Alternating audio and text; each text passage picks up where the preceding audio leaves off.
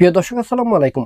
যেহেতু বিএনপি বাংলাদেশের বৃহত্তম রাজনৈতিক দল, সেহেতু আগামী জাতীয় সংসদ নির্বাচনে বিএনপির মনোনীত প্রার্থীরা জনগণের ম্যান্ডেট নিয়ে বিজয়ী হতে পারবে আর নির্বাচন পরবর্তী একটি সরকার গঠন করতে পারবে, এটি প্রায় নিশ্চিত। যে বিষয়টি অনিশ্চিত সেটি হচ্ছে আগামী জাতীয় সংসদে কারা হচ্ছে বিরোধী দল। সে বিষয়টি যেহেতু অনিশ্চিত, তাই এই বিষয়টি নিয়েই সবচেয়ে বেশি রাজনৈতিক অঙ্গনে আলোচনা হচ্ছে, আলাপ হচ্ছে।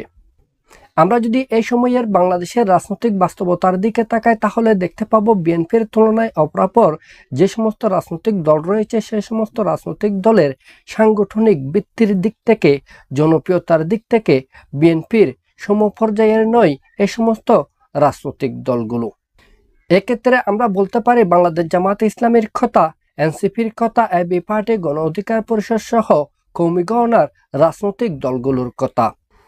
তারপরও যে সমীকরণের ভিত্তিতে বাংলাদেশের রাজনৈতিক দলগুলো সামনের দিকে এগোনোর জন্য চেষ্টা করছে, সে চেষ্টার পরিপ্রেক্ষিতে আমরা এই সিদ্ধান্তে উপনীত হতে পারি যে কওমি গণনার রাজনৈতিক দলগুলোর সমন্বয়ে যে রাজনৈতিক জোট হচ্ছে, এনসিপির নেতৃত্বে যে রাজনৈতিক জোট হবে, আবার যা বাংলাদেশ জামায়াতে ইসলামের নেতৃত্বে যে রাজনৈতিক জোট হবে, এই তিনটি রাজনৈতিক জোটের সমন্বয়ে যদি রাজনৈতিক দলগুলো আগামী জাতীয় সংসদ নির্বাচনে অংশগ্রহণ করে, তাহলে মোটামুটি বিরোধী দল হওয়ার মতো তারা সংসদে আসন পাবে।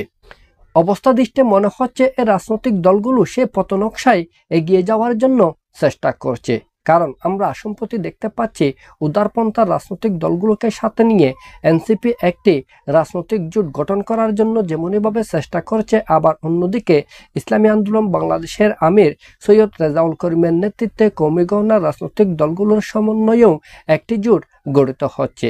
এর বাইরে বাংলাদেশ জামায়াতে ইসলামীও অপরাপর রাজনৈতিক দল নিয়ে একটি জোট গঠন করার জন্য চেষ্টা করছে। যদি জামাতের নেতৃত্বে এই রাজনৈতিক জোট না হয়, তাহলেও জামাত এককভাবে আগামী জাতীয় সংসদ নির্বাচনে অংশগ্রহণ করবে।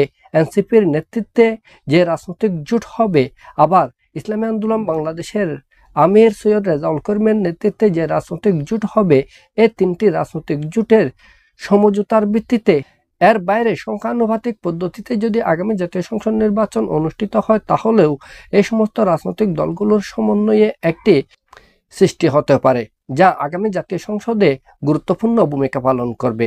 আমাদের পরবর্তী ভিডিও পাওয়ার জন্য আমাদের এই চ্যানেলটি সাবস্ক্রাইব করবেন। সবাইকে ধন্যবাদ। আসসালামু আলাইকুম।